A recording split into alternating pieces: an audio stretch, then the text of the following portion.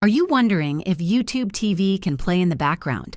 In this video, I'm going to break it all down for you and show you whether you can listen to or watch YouTube TV while using other apps or when your screen is off.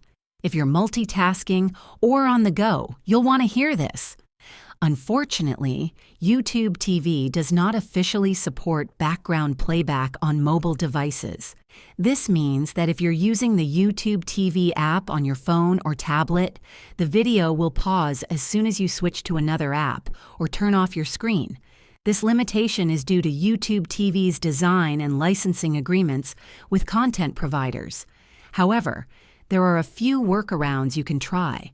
For example, if you're using an Android device, you can cast YouTube TV to a compatible smart speaker or Chromecast audio device to listen to live TV in the background.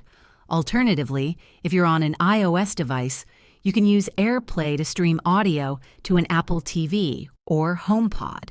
Another option is to use a desktop browser on your computer, where you can minimize the window and continue listening while working on other tasks. Keep in mind that these methods may not always be reliable, and the experience might vary depending on your device and setup.